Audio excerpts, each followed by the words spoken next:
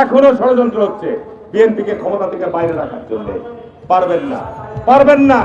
আজকে অন্তর্বর্তীকালীন সরকারকে স্পষ্ট বলতে চাই, যদি ষড়যন্ত্র চক্রান্ত নামেন, আমরা যদি রাস্তায় নামি 24 ঘন্টাও ক্ষমতায় থাকতে পারবেন না, পারবেন না, পারবেন না। আমরা দেশকে ভালোবাসি, আমরা দেশকে করতে চাই, আমরা ধৈর্য ধারণ করে আছি, আমরা ধৈর্য ধারণ করে আছি। কোন অবস্থাতেই, কোন অবস্থাতেই জাতীয় নির্বাচনের আগে কোন নির্বাচন হবে না। জাতীয় নির্বাচন আগে হতে হবে, দেশকে স্থিতিশীল করতে হবে, দেশের মানুষের মধ্যে আস্থা এবং স্বস্তি ফিরিয়ে আনতে হবে, সংস্কার হবে এবং আওয়ামী লীগের দোষরদের, আওয়ামী লীগের চোরদের, আওয়ামী লীগের অপরাধীদের বিচার আমরা কন্টিনিউ করব। বিচার আমাদের করতে হবে, বিচার আমরা করব। আন্দোলন সংগ্রামে নেতৃত্ব দিতে গিয়ে সংসদ ভবনের সামনে, তার বাসভবনের সামনে, আমার বাসভবনের সামনে বিপ্লব হারুনরা, যেটি আপনারা দেখবেন ইউটিউবে এখনো পাওয়া যাবে, কি অধ্যত্ত পুলিশের পোশাক পরে, কি তাদের অধ্যত্ত, কি ধরনের জুলুম এবং নিপীড়ন, রাস্তায় ফেলে দিয়ে, একরকম বলা যায় বুকের উপর পা চাপা দিয়ে লাঠি পিটা করে একজন জাতীয় সংসদ সদস্যকে যে অপমান এবং অপদস্থ করেছিল, সেই অবস্থা থেকে আমি, পাপিয়া, রানু, আমরা তাকে উদ্ধার করে আমার বাড়িতে নিয়ে গেছিলাম।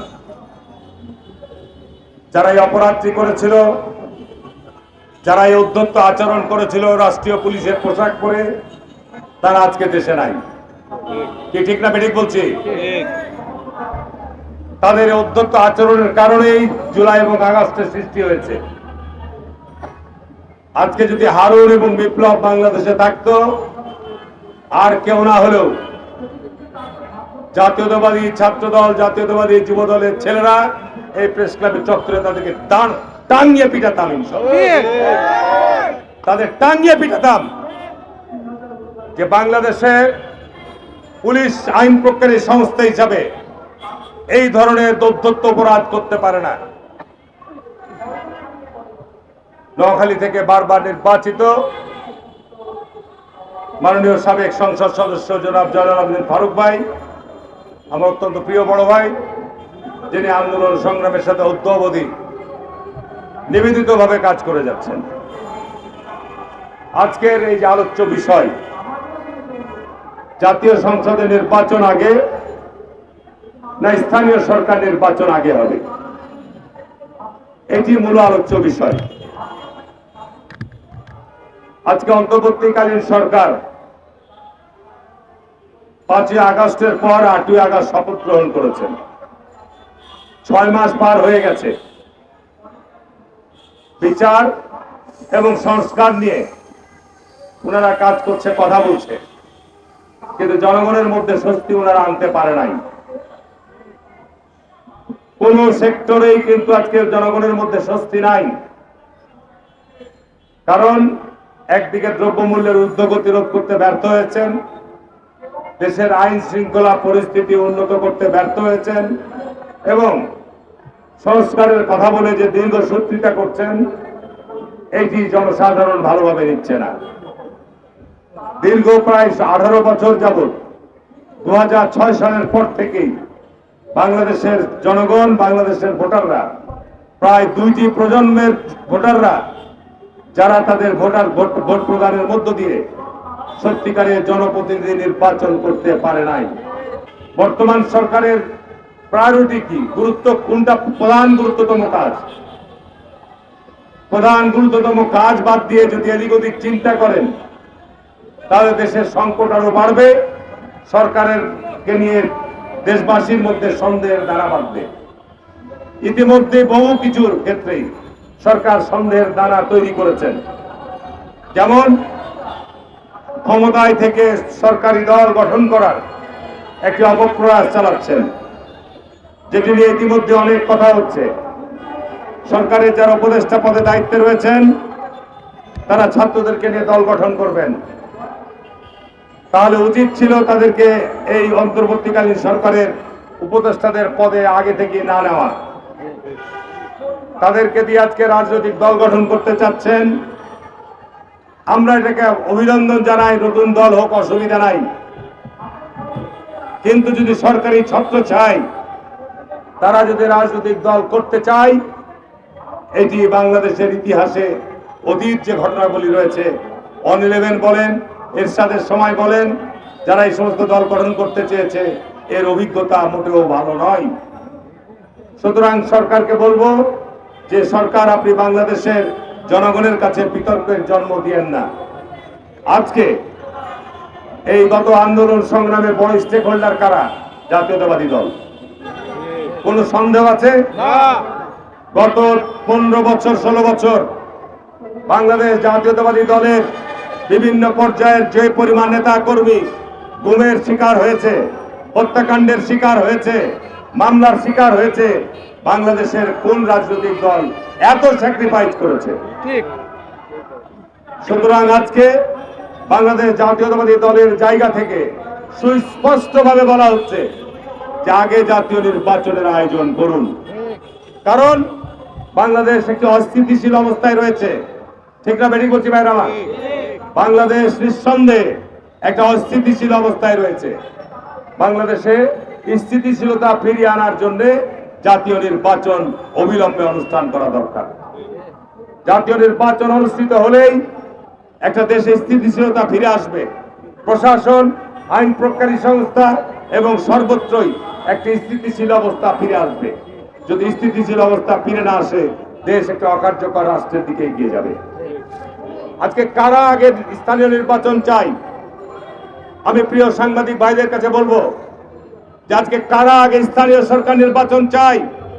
যারা আগে স্থানীয় সরকার নির্বাচন চায়, তাদের স্থানীয় সরকারে কয়জন প্রতিনিধি আছে সারা বাংলাদেশে? 1%ও নাই। বিশেষ করে আমি জামাত ইসলামের নাম করে বলছি, জামাত ইসলাম আজকে বিএনপির সাথে শরিক ছিল, জোট ছিল, ঐক্যবদ্ধ নির্বাচন করেছি, যুগপৎ আন্দোলন করেছি। জামাত ইসলামের ভূমিকা সম্পর্কে নতুন করে বলার অপেক্ষা রাখে না। জামাত ইসলাম 1971 সালে সরাসরি এদেশের মুক্তিযোদ্ধাদেরকে হত্যা করেছে।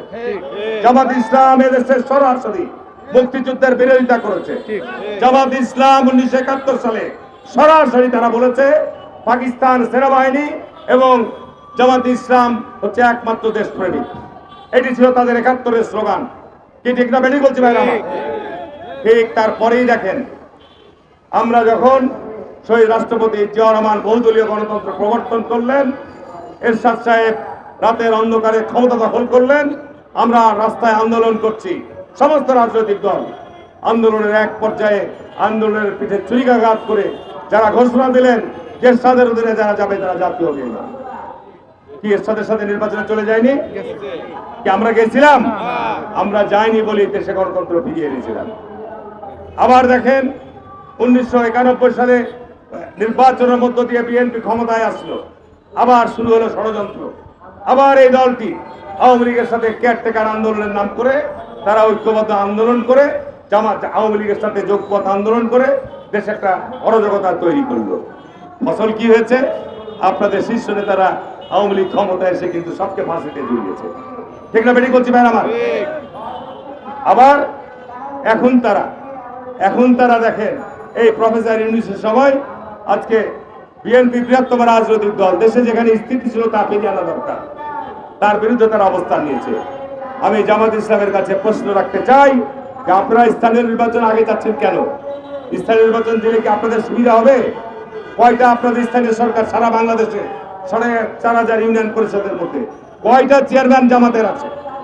কয়জন ইউনিয়ন পরিষদের মেম্বার জামাতের আছে? সুইচ্ছাকৃতভাবে দেশের মধ্যে যেটা অস্থিতিশীল পরিবেশ তৈরি থাকে, এটি আপনারা চাচ্ছেন। বিএনপি কখনোই পিছনের দরজা দিয়ে ক্ষমতায় যেতে চায় না। বাংলাদেশে যতবার নির্বাচন হয়েছে এই দলের জন্ম লাভের পর বরাবরই বিএনপি জনগণের ভোটে ক্ষমতায় এসছে। যখনই ষড়যন্ত্র হয়েছে বিএনপিকে ক্ষমতা থেকে বাইরে রাখার জন্য, এখনো ষড়যন্ত্র হচ্ছে বিএনপিকে ক্ষমতা থেকে বাইরে রাখার জন্য। পারবেন না।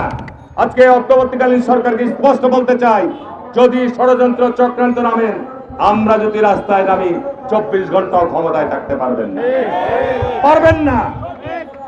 আমরা দেশকে ভালোবাসি, আমরা দেশকে করতে চাই, আমরা ধৈর্য ধারণ করে আছি। আমরা ধৈর্য ধারণ করে আছি। কোন অবস্থাতেই জাতীয় নির্বাচনের আগে কোন নির্বাচন হবে না। জাতীয় নির্বাচন আগে হতে হবে, দেশকে স্থিতিশীল করতে হবে, দেশের মানুষের মধ্যে আস্থা এবং স্বস্তি ফিরিয়ে আনতে হবে, সংস্কার হবে এবং আওয়ামী লীগের দোসরদের, আওয়ামী লীগের চোরদের, আওয়ামী লীগের অপরাধীদের বিচার আমরা কন্টিনিউ করব। বিচার আমাদের করতে হবে, বিচার আমরা করব ইনশাল্লাহ। আওয়ামী লীগের সাথে বিএনপির তকমা লাগানোর কোনো সুযোগ নাই।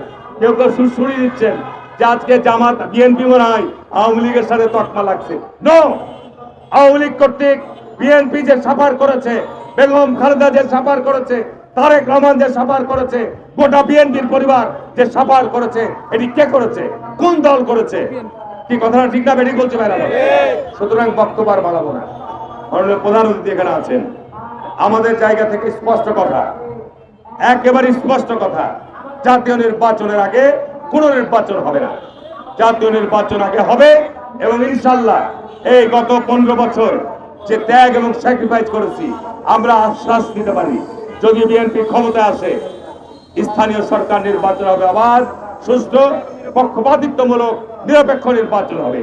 সেখানে নির্বাচনের মধ্যে দিয়ে যারাই নির্বাচিত হবে তারা স্থানীয় সরকারের কাজ করবে। আর স্থানীয় সরকার নির্বাচন যদি আগে করেন তাহলে কেন অস্থিতিশীলতা হবে সেটাও আমি বলে দিচ্ছি। কারণ ওই পতিত স্বৈরাচারের দোসররা এখন ইউনিয়ন পরিষদে বসে আছে, ঠিক না বেঠিক বলছি ভাইরা আমার? 4,500 ইউনিয়ন পরিষদের মধ্যে 4,000-এর বেশি ইউনিয়ন পরিষদে নৌকার লোকেরা বসে আছে। তারা নির্বাচন করবে না এবং নির্বাচন করতে গেলে এই নির্বাচনকে কেন্দ্র করেই তৃণমূল পর্যায়ে হানাহানির সংঘাত শুরু হবে।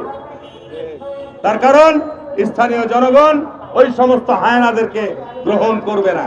সুতরাং এটা বুঝতে হবে সরকারকে, যদি আপনি স্থানীয় সরকার নির্বাচন আগে করতে যান, আপনি আইন প্রয়োগকারী সংস্থা দিয়ে এই পরিস্থিতি মোকাবেলা করতে পারবেন কিনা, দেশে অস্থিতিশীল যে পরিস্থিতি তৈরি হবে সেদিকে আপনারা ফেস করতে পারবেন কিনা।